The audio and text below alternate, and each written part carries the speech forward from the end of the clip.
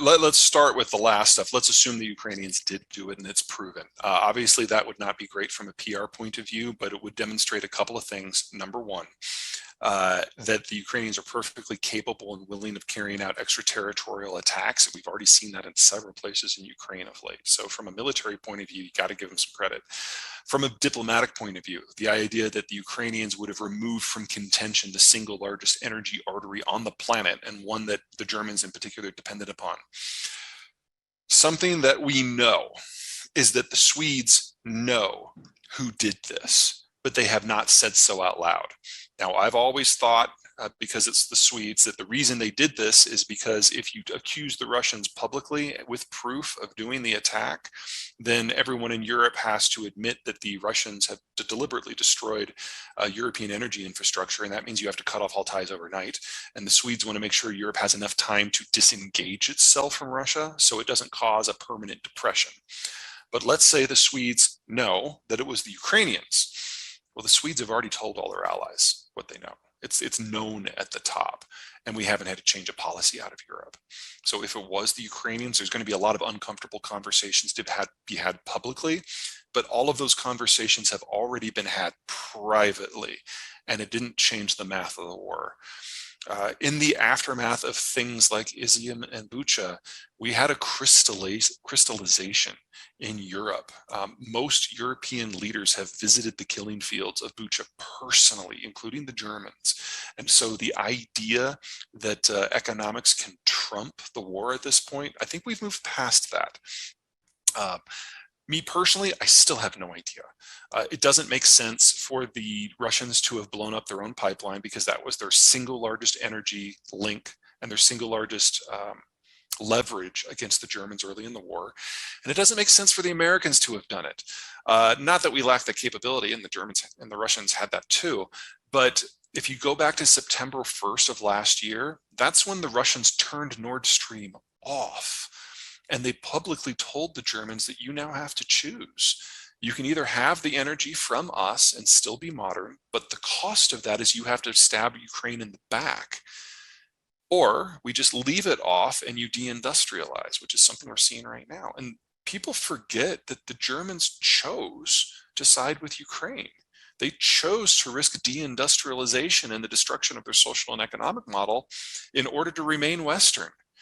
I don't think they get enough credit for that. And so from the American point of view, we were getting ready a really big hammer because we thought the Germans were going to go the other direction. When they didn't, we're like, oh, we'll just put that down. And then 2 weeks later, the pipeline was blown up. So from an American point of view, we got everything that we wanted without having to do anything. It doesn't make a lot of sense for us to then blow it up. My personal theory, I think, and it holds up a little bit better, but it's just a theory, is that Russia's Gazprom did it. Now, Gazprom is Russia's natural gas monopoly. The decision to shut off Nord Stream was made by the Kremlin. It was a political decision. And the way the contracts read for supply to the Germans is if the Russians shut off Nord Stream for any appreciable amount of time, they have to supply compensation to the Germans for the natural gas that was not shipped. And they have to do it at spot market prices, which in the aftermath of September 1 shutoff were 7 times what they were before. And so Gazprom was looking down the barrel of a 6-week period that would take every single cent of their profits for an entire year. So my guess is they blew up their own pipeline in order to trigger force majeure, but that's just a theory. Okay, that was all the second part of that. What was the first part? How long can the Russians maintain the financial coherence in the light of all the sanctions? Is that what it was? Yes. Okay. Yes. Russia celebrates national privation. So this isn't Argentina. This isn't even Turkey. This is a country that prides itself on its ability to suffer. So you have to do a lot of punishment in Russia before you hit a breaking point. And I don't think we're anywhere close to that right now. Also, I was wrong. We haven't seen disruptions out of the pipeline system so far. No one has blown up deliberately the pipelines that cross Ukraine. Oh, by the way, that's one reason why I don't think it was the Ukrainians that did it, because they have access to oil and natural gas pipelines that cross their country that are still operational that they haven't blown up. And we haven't had a problem with insurance yet. There hasn't been a single attack by any sovereign state on any Russian tanker, even though they're flowing by Ukraine and flowing by all the NATO countries on their way to India and China. And Indian and Chinese insurance has stepped into the gap to ensure coverage for the shipments. We haven't had a single incident where any of that has been called into question yet, which honestly is really, really weird, because we normally have several incidents a year across the world where shipping insurance has to pay out. So all these replacement insurance systems haven't had to yet, which is just really strange. So I stand by the forecast that this stuff is still incredibly fragile, but I'm very surprised, and have been wrong, that it hasn't happened yet. But let me layer one more concern into that.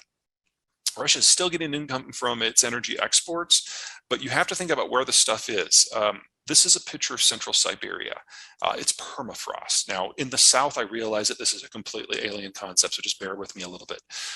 Permafrost is in a territory where it's so cold that the subsoil never thaws at all. So you go down somewhere between 5 and 30 feet, and you hit a frozen layer, and ice doesn't drain. So in the summer, when things heat up, the top layer melts and you get these horizon spanning bogs. If you want to produce materials in this environment, what you do is you wait for the land to freeze, and then you bring out a large army of dump trucks filled with gravel, sand, and aggregate, and you build berm roads out to a production site, which are those roads that you see going off to the right. You then build a drill pad and drill in the frozen ground through the permafrost down to whatever the deposit is that you're after. This is the highest production cost and the highest maintenance cost for any energy production in the world. It's higher than it is for most deep water. Here's the problem. Permafrost isn't just difficult to develop and maintain, the landscape also shifts. So if you get a break, a fissure where the land can drain in those summer months, you get a slip like this. Or you can get a situation where it drains down instead of laterally, and you get a sinkhole. And I put some people up there at the top so you can see the scale. Or you get a situation where you get a hotter melt one year, and some of the permafrost actually does melt, not all the way down, but some of it. And in that scenario, you get trapped, rotted swamp vegetation that is very methane rich, and the methane gets released and you get a bubble that disrupts the landscape. Now, these things happen in Russia all the time, and they disrupt the berm roads and the pipelines. Here's the problem. The Russian educational system collapsed back in 1986. So the youngest suite of people who have the full suite of technical skills to do things like pipeline maintenance, they turned 60 this year. Most of the new oil and natural gas that has come out of Russia in the last 15 to 20 years the work hasn't been done by Russians. It's done by Westerners.